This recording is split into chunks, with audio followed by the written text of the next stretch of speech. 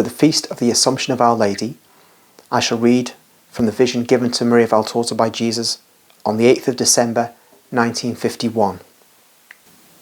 This is in fact a year after the dogma of the Assumption was declared by Pope Pius XII.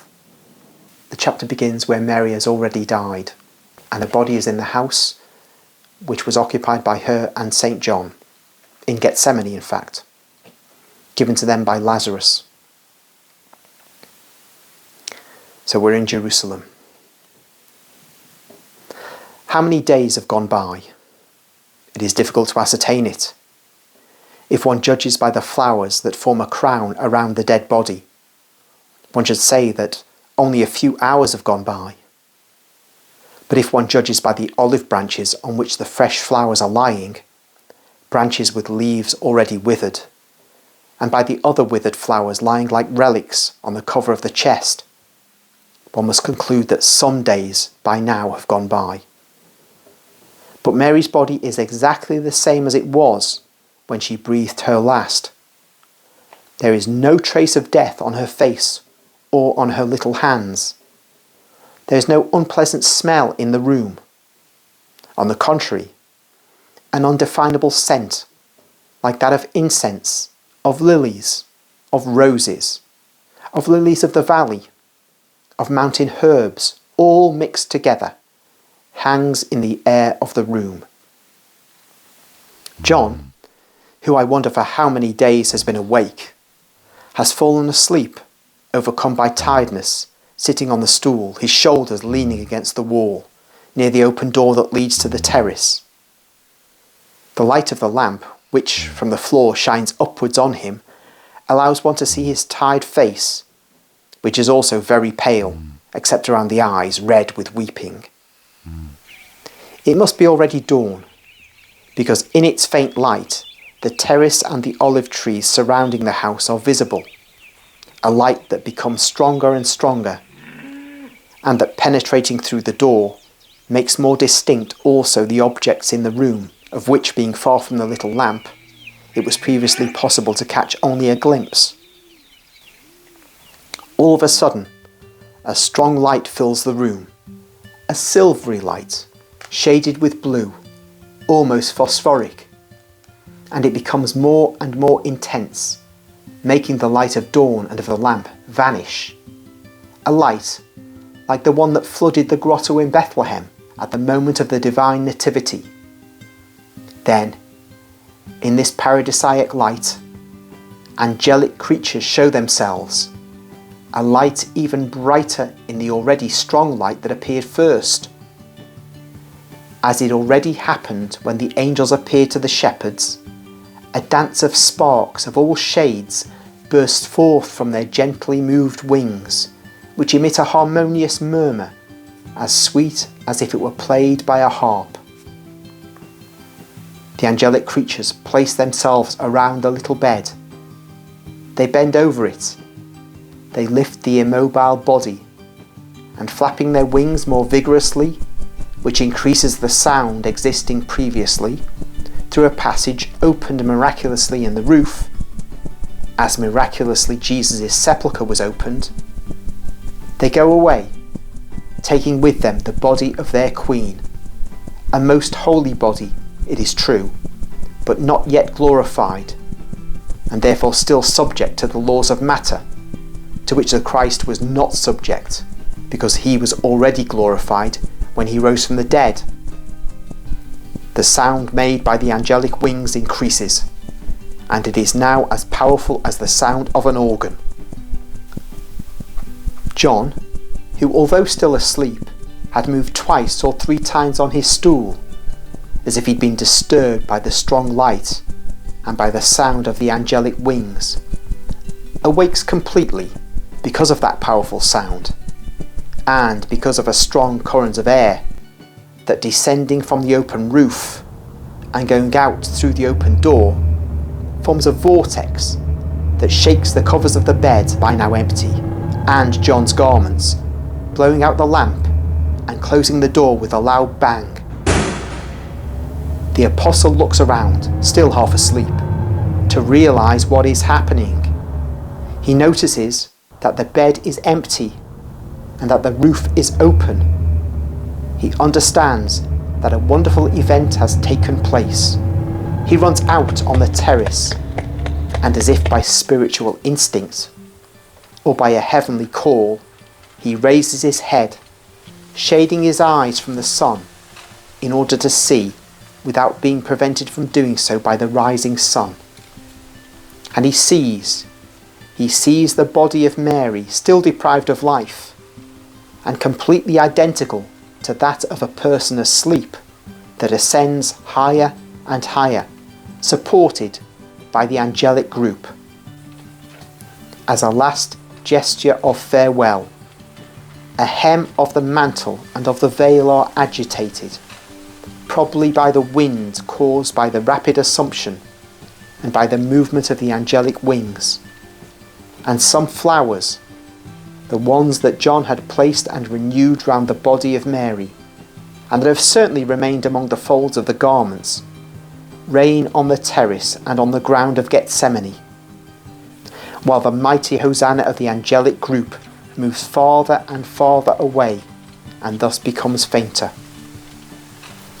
John continues to stare at that body that rises towards heaven, and certainly through a prodigy granted to him by God to comfort him and to reward him for his love for his adoptive mother, he distinctly sees Mary, enveloped now in the beams of the sun that has risen, come out of the ecstasy that had separated her soul from her body, become alive, stand on her feet, as she also now enjoys the gifts typical of bodies already glorified. John looks and looks. The miracle granted to him by God enables him against all natural laws to see Mary as she is now, while she rapidly ascends towards heaven, surrounded, but no longer helped to ascend, by the angels singing hosannas. And John is enraptured by that vision of beauty that no pen of man or human word or work of artist will be ever able to describe or reproduce, because it is of indescribable beauty. John, still leaning against the low wall of the terrace, continues to stare at that splendid shining form of God, because Mary can really be said to be so, formed in a unique manner by God, who wanted her immaculate, so that she might be the form for the Word incarnate, while it ascends higher and higher.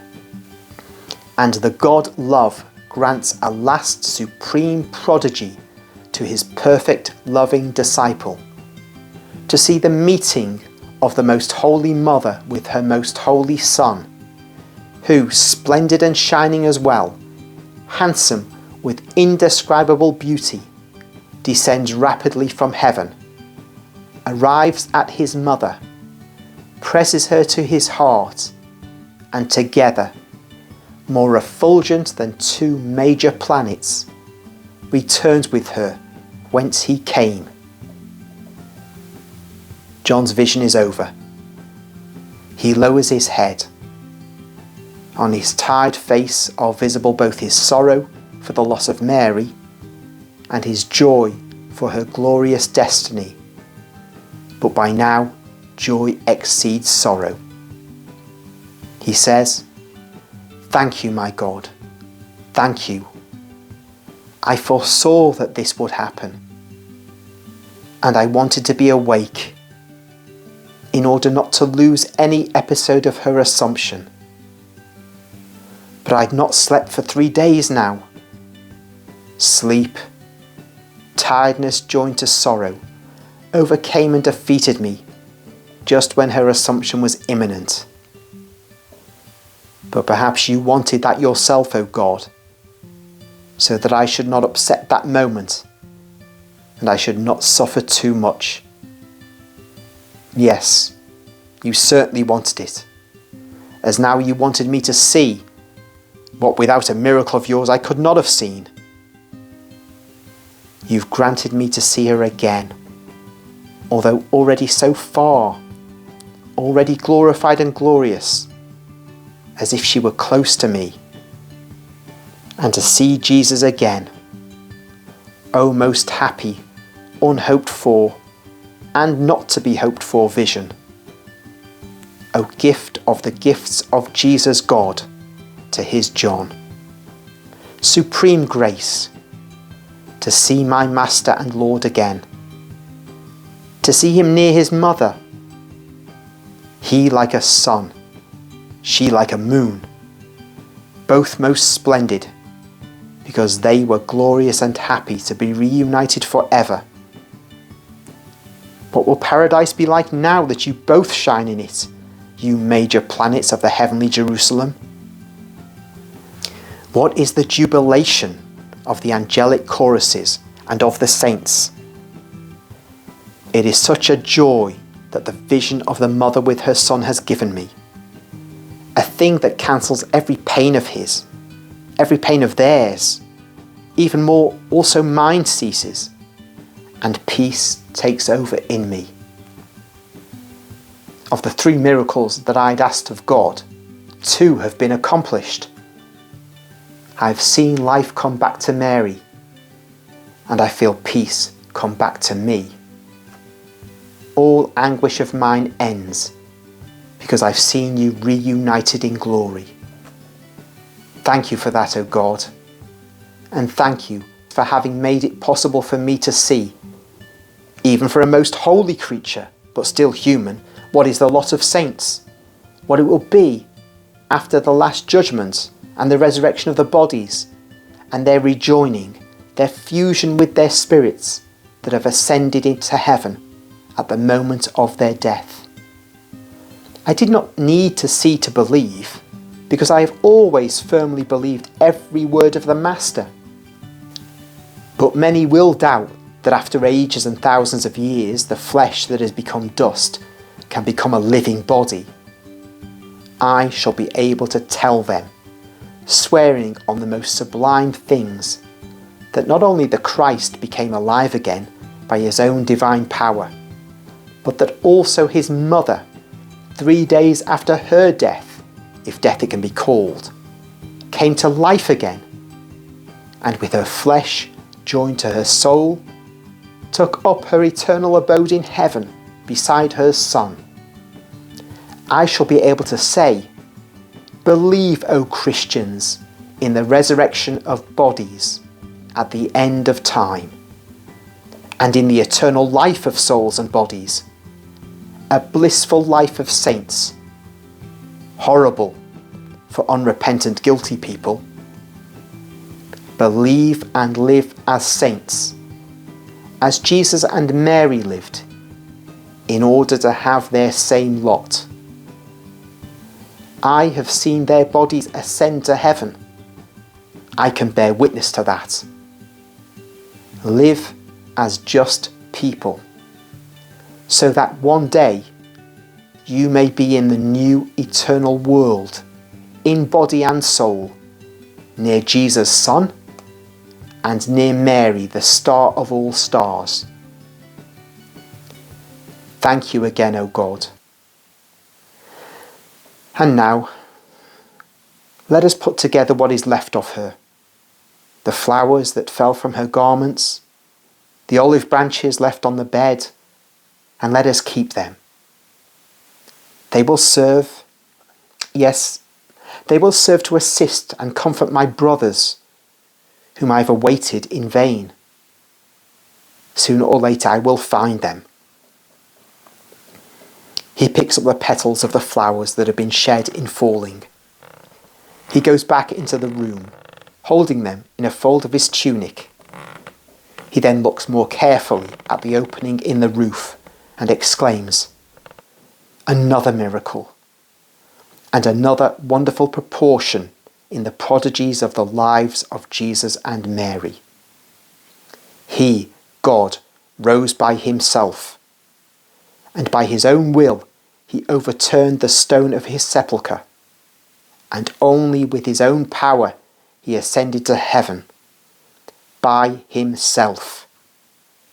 Mary, the most holy mother, but a daughter of man, by means of angelic help, had the passage open for her assumption to heaven. And always through angelic help, she ascended there. In the Christ, the Spirit came back to animate his body while it was still on earth, because it had to be so, to silence his enemies and to confirm all his followers in their faith. In Mary, the Spirit came back when her most holy body was already on the threshold of paradise, because there was no other need for her. Perfect power of the infinite wisdom of God. John now gathers in a piece of cloth the flowers and branches that were still on the little bed. He adds to them those that he had gathered outside and lays them all on the cover of the chest. He then opens it and puts the little pillow of Mary and the coverlet of the little bed into it. He goes down into the kitchen. He collects other utensils used by her, the spindle and distaff, and her kitchenware, and he adds them to the other things. He closes the chest and sits on the stool, exclaiming, "Now everything is accomplished also for me. Now I can go freely wherever the Spirit of God will lead me. I can go and sow the divine word that the Master gave me, so that I may give it to men. And teach love. Teach them so that they may believe in love and in its power. Let them know what the God love has done for men, his sacrifice and his perpetual sacrament and rite, by means of which, until the end of time, we shall be able to be united to Jesus Christ in the Eucharist, and renew the rite and the sacrifice as he ordered us to do. All the gifts of the perfect love. Make them love the love, so that they may believe in him, as we believed and believe. Sow the love, so that the harvest and the catch may be abundant for the Lord. Love achieves everything, Mary told me in her last conversation with me, whom she justly defined in the Apostolic College, the one who loves, the preeminent loving one, the antithesis of the Iscariot, who was hatred, as Peter was impetuousness, and Andrew meekness, the sons of Alphaeus holiness and wisdom joined to nobility of manners, and so forth. I, the loving disciple, now that I no longer have the Master and the Mother to love on earth, will go and spread love among the nations. Love will be my weapon and my doctrine, and by means of it I will defeat the demon, heathenism, and will conquer many souls. I will thus continue Jesus and Mary, who were perfect love on the earth.